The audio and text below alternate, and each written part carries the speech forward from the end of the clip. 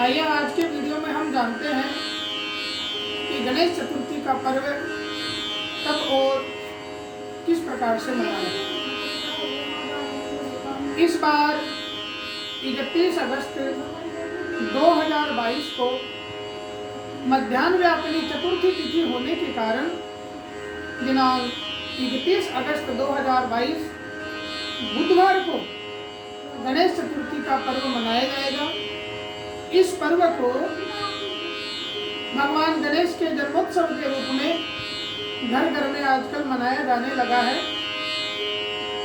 तो शास्त्रों में गणेश पूजन का समय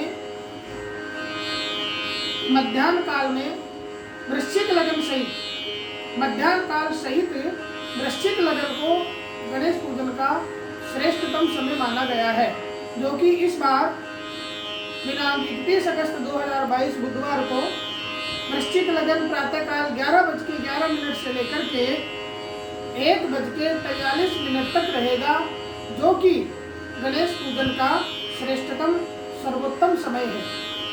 चौघड़िया के हिसाब से पूजन करने वाले व्यक्ति प्रातःकाल 6:10 से लेकर के 9:18 तक लाभ व अमृत के चौघड़ी में पूजन कर सकते हैं।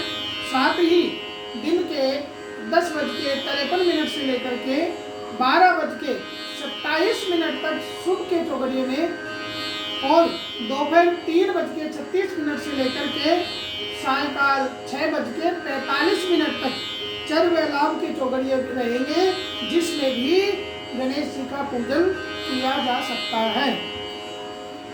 इस दिन चंद्रमा का दर्शन करने से जहाँ तक हो सके हमें बचना चाहिए, क्योंकि यदि इस दिन व्यक्ति को चंद्रमा का दर्शन हो जाता है तो उस व्यक्ति को मिथ्या कलंक लगने की संभावना रहती है।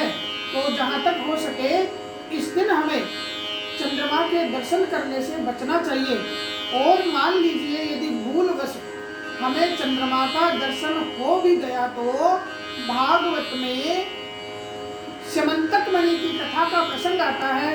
दूसरा उषा अनिरुद्ध के विवाह का प्रसंग आता है, उसका हमें श्रवण करना चाहिए और चंद्रमा के मंत्र का ओम सोम सोमाय नमः इस मंत्र का जाप करना चाहिए। अब पूजन कैसे करें? सबसे पहले आप गणेश जी को किसी पात्र में विराजमान कीजिए, फिर गणेश जी महाराज को गंगा जल से, उसके बाद में दूध, दही, घी, शहद, शक्कर मिश्रित पंचामृत से स्नान कराइए, पुनः शुद्ध जल से स्नान कराइए।